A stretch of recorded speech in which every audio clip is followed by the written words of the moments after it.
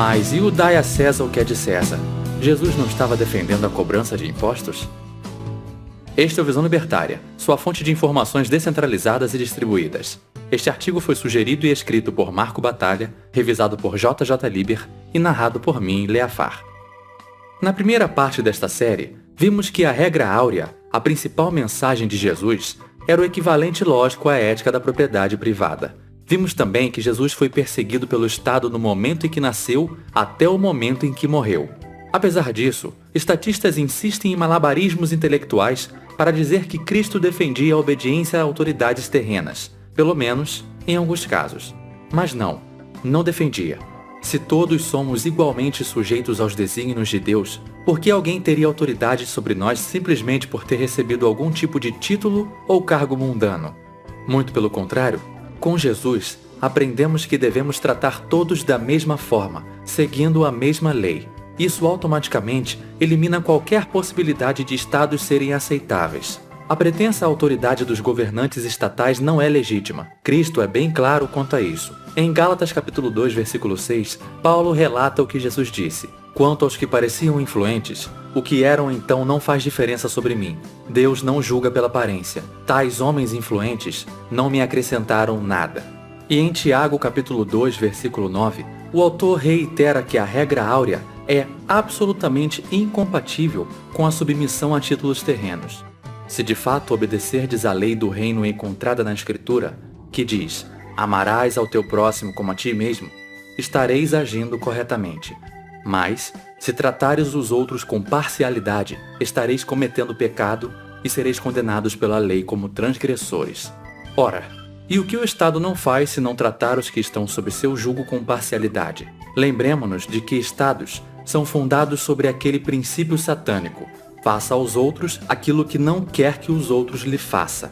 Seguindo à risca tal princípio, Estados coletam impostos, que são chamados de roubo ou extorsão, se praticados por outros. Estatistas se contorcem intelectualmente para justificar o pagamento de impostos e a submissão a autoridades terrenas. Uma das passagens frequentemente usada é a de Mateus capítulo 22, versículo 21. Nela, Jesus diz: "Dai a César o que é de César, e a Deus o que é de Deus." Será que os estatistas estão certos? Bom, claro que não. Nada poderia estar mais longe da verdade. O que Jesus fez ali foi usar brilhantemente uma estratégia de distração retórica para não cair na armadilha preparada pelos fariseus e não ser preso imediatamente. Tentemos entender por que ele disse isso. Quando os fariseus perguntaram a Jesus se era legítimo ou não pagar tributos a César, eles o fizeram na esperança de que Jesus entrasse num dilema e se desse mal para qualquer que fosse a resposta. Se ele dissesse que era legítimo, cairia em descrédito aos olhos de seus seguidores, pois estaria apoiando a subjugação dos judeus a uma força estrangeira. Se dissesse que não era, seria preso como um rebelde pelos romanos. Lucas capítulo 20, versículo 20, deixa claro o propósito dos fariseus. E trazendo-o debaixo de olho, mandaram espiões que se fingiam de justos, para apanharem em alguma palavra e o entregarem à jurisdição e ao poder do governador. Dessa forma, Jesus sabia que não estava livre para responder casualmente a essa pergunta. Quando ele responde: "Dai a César o que é de César", ele escapa da armadilha. Percebam que ele não está falando que impostos devem ser pagos, mas está deixando implícito, sem se comprometer, que nada deve ser dado a César, pois ele não é o proprietário legítimo de nada. Tudo que César tem foi tomado de alguém via roubo ou extorsão. Ao usar essa tática de distração retórica, Jesus estava seguindo o conselho dado aos seus apóstolos: "Eis que vos envio como ovelhas aos meus lobos. Portanto, sede prudentes como as serpentes e simples como as pombas. Acautelai-vos, porém, dos homens, porque eles vos entregarão aos sinédrios e vos açoitarão nas sinagogas, e sereis até conduzido à presença dos governadores e dos reis por causa de mim, para lhes servir de testemunho." Ele sabia que os agentes do Estado e seus cúmplices eram a personificação do mal. Também é importante lembrar que Jesus veio como um Messias pacificador, e antes dele, muitos outros Messias surgiram, e a maioria com uma mensagem de violência e uma mensagem de luta física contra as autoridades e ao Império Romano. Todos esses candidatos a Messias perderam sua luta, enquanto que a mensagem de Jesus permanece até hoje. Muitos judeus desse período estavam esperando um discurso revolucionário em Jesus, de revolta e rebelião, mas eles se enganaram. Da mesma forma que a esquerda se engana hoje ao comparar Jesus a Che Guevaras, Marielles e Lulas. Uma outra demonstração de que Jesus considerava os impostos como algo injusto é dada pela seguinte passagem que fala sobre os publicanos, os cidadãos judeus que eram coletores de impostos. Saindo, Jesus viu um homem chamado Mateus, sentado na alfândega, e disse-lhe: "Siga-me." Mateus levantou-se e o seguiu. Estando Jesus em casa, foram comer com ele e seus discípulos muitos publicanos e pecadores. Vendo isso, os fariseus perguntaram aos discípulos: "Por que vosso mestre come com publicanos e pecadores?" Ouvindo isso, Jesus disse: "Não são os que têm saúde que precisam de médico, mas sim os doentes. Ide e aprendei o que significa isto. Desejo misericórdia e não sacrifícios, pois eu não vim chamar os justos, mas sim os pecadores ao arrependimento." O interessante dessa passagem é que na pergunta, os fariseus separam os publicanos dos pecadores. Já na resposta, Jesus inclui os publicanos no grupo dos pecadores. Essa é a história de como Mateus, um publicano, foi levado ao arrependimento por Jesus. E como isso aconteceu? Quando ele desistiu da sua profissão de coletor de impostos. É a partir daí que Mateus começa a sua jornada com Jesus. Há uma outra passagem que deixa bem claro o quão injusta para Jesus era a profissão de publicano. "Pois se amardes o que vos amam, que recompensa tereis? Não fazem os publicanos também o mesmo? E se saudardes unicamente os vossos irmãos, o que fazeis demais? Não fazem os publicanos também assim?" Ele está usando os coletores de impostos como alguém cuja profissão é injusta, iníqua e perversa. Talvez a passagem mais citada por estatistas para justificar o pagamento de impostos seja Romanos 13, em que Paulo escreve: "Todos devem sujeitar-se às autoridades superiores, porque não há autoridade que não venha de Deus, e as autoridades que existem foram estabelecidas por Ele. Por isso, quem resiste à autoridade, resiste à ordenação de Deus, e os que resistem trarão sobre si mesmos a condenação. Por esta razão, também pagais tributos, porque são ministros de Deus, atendendo sempre a isto mesmo. Portanto, dai a cada um o que deveis: a quem tributo, tributo; a quem imposto, imposto; a quem temor, temor; a quem honra, honra."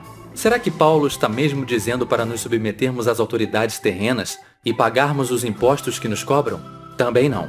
Se prestarem a atenção, perceberão que em nenhum momento Paulo nos diz para nos submetermos ao governo. Ao menos, não a estes governos coercitivos estatais que existem na terra e são operados por homens. Aliás, estaria sendo hipócrita se nos ordenasse a isso, visto que ele mesmo não se submeteu ao Estado. E se tivesse se submetido, não teria ficado vivo para escrever Romanos 13. Quando ainda era conhecido como Saulo de Tarso, Paulo escapou de Damasco ao descobrir que o governo da cidade, sob as ordens do rei Aretas, estava vindo com uma guarnição para prendê-lo e executá-lo. Isso aconteceu logo após sua conversão, na estrada para Damasco. Ao saberem de sua conversão, os judeus em Damasco decidiram matá-lo por o considerarem um traidor. Ele escapou à noite por uma janela na muralha da cidade, graças à ajuda de outros cristãos. Em nenhum de seus escritos posteriores, Paulo menospreza ou se dissocia desse ato claro e consciente de desobediência de um governo coercitivo. Ao contrário, é esse evento que ele cita depois como uma das provas de seu compromisso inabalável a Cristo. Desde sua conversão, Paulo passou o resto da vida rebelando-se contra governos terrenos até, assim como Jesus antes dele, ser executado pelo Império Romano. Nesse caso, por decapitação. Pelas autoridades, Paulo foi preso várias vezes por pregar o Evangelho de Cristo. Pelas autoridades, foi chicoteado em 5 ocasiões, cada uma delas com 39 chibatadas. Pelas autoridades, foi espancado com varas por espalhar a palavra de Jesus.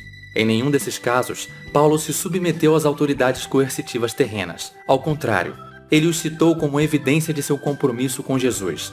Ainda se Paulo estivesse de fato dizendo que devemos obedecer a governos coercitivos terrenos, ele sequer poderia ser considerado um cristão, dado que vimos no primeiro vídeo desta série. Será que era esse o caso? Seria Paulo um hipócrita? Estaria ele se contradizendo? Ou essa seria a prova de que a Bíblia é um livro controverso? A resposta a todas essas perguntas é não. Assim como no caso do Dai a César, esse é outro caso engenhoso de distração retórica. Paulo contava com o fato de que a maioria das pessoas hostis a Cristo, em particular os romanos, interpretariam esse capítulo do ponto de vista juspositivista, isto é, entenderiam autoridades como as pessoas que operassem a governos terrenos. Mas notem, em nenhum momento Paulo diz isso. Ao contrário, ele diz claramente que não há autoridade que não venha de Deus. Mas por que Paulo usou essa distração em algo direcionado aos cristãos? Porque, assim como no tempo de Jesus, os primeiros cristãos eram uma minoria perseguida e vigiada atentamente por serem considerados uma ameaça. O próprio Paulo escreve: essa questão foi levantada porque alguns falsos irmãos infiltraram-se em nosso meio para espionar a liberdade que temos em Cristo e nos reduzir à escravidão. Não nos submetemos a eles nem por um instante para que a verdade do Evangelho permanecesse convosco.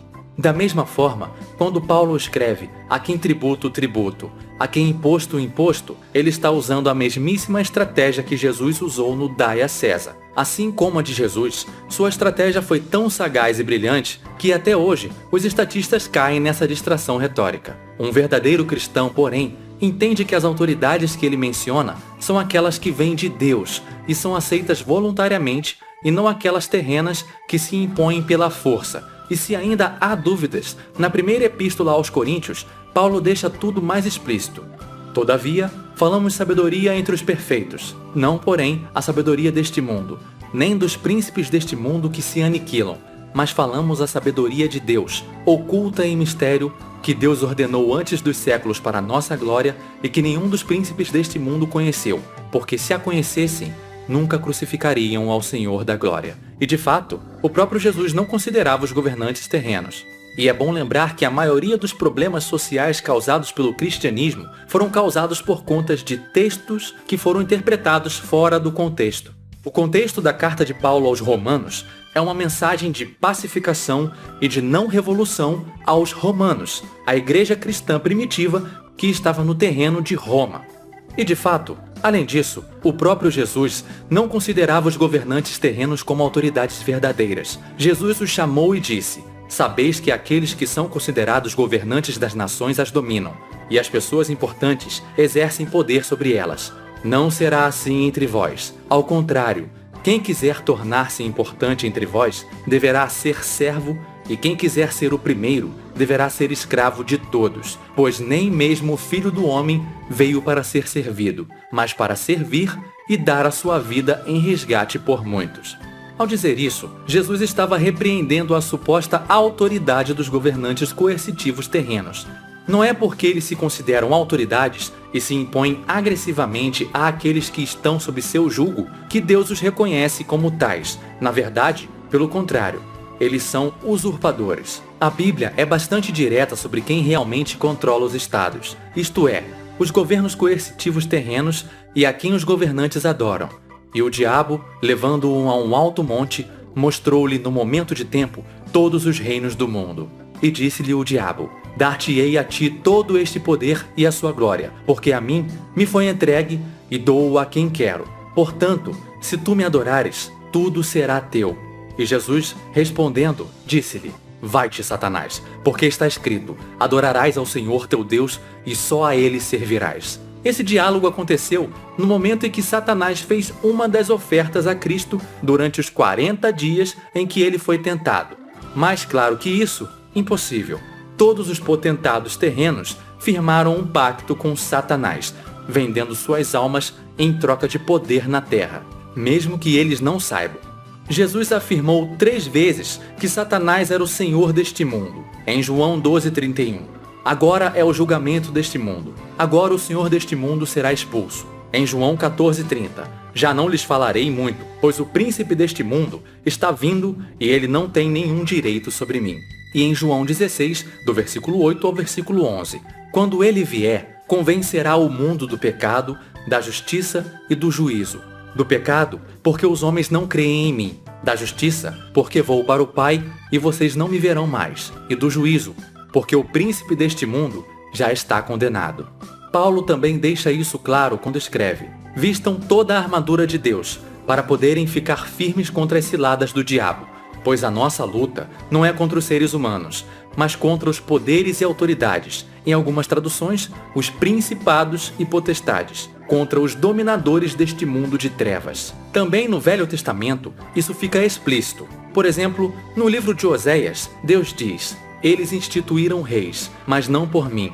Eles fizeram príncipes, mas eu não os conheço." Para perceber o quão literal essas afirmações são, basta olharmos para as milhões de pessoas mortas pelos estados, incluindo civis mortos por razões puramente ideológicas. Ao longo da história, os estados foram o meio mais eficiente e metódico de extermínio. É uma engrenagem diabólica disfarçada de salvadora. Enquanto existirem, estados serão um flagelo da humanidade e a razão de nosso declínio. Jesus vem para nos alertar e mostrar que por meio dele podemos nos libertar. No próximo vídeo, o penúltimo da série, continuaremos mostrando como a mensagem de Jesus é libertária e incompatível com essa potestade do mal chamada Estado. Obrigado por sua audiência. Se gostou deste vídeo, clique no ícone de curtir abaixo e compartilhe o vídeo em sua rede social. Se você deseja ser notificado de outros vídeos, clique em se inscrever e depois no ícone de campainha. Que Deus abençoe a todos. Até a próxima.